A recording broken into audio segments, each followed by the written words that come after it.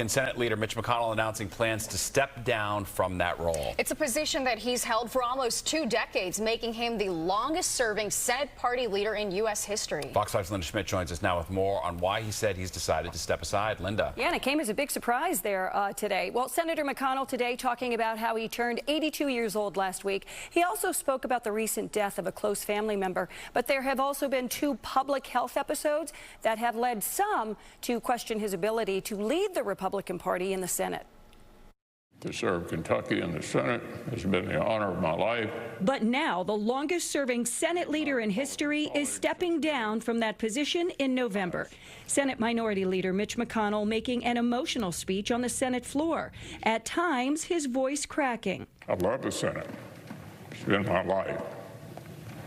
There may be more distinguished members of this body throughout our history, but I doubt there were any with any more admiration for the Senate. McConnell is stepping down as Senate leader during a turbulent presidential election year when MAGA Republicans are aligned with former President Donald Trump's America First isolationist policies. I believe more strongly than ever that America's global leadership is essential to preserving the shining city on a hill that Ronald Reagan discussed. McConnell's announcement follows 2 public episodes where the senator froze while speaking publicly, raising serious questions about his health.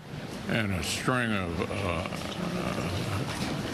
While he is stepping down as Senate Minority Leader, McConnell says he will continue to serve the remainder of his Senate term, which will end in 2027.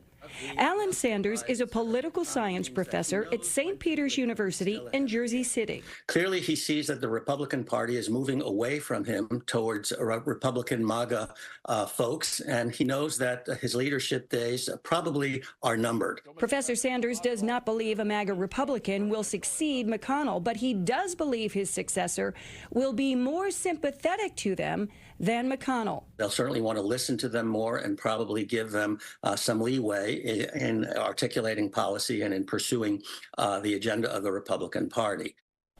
And also today, the senator's aides saying that his announcement today has nothing to do with his health. Natasha, back over to you. All right, Linda, thank you.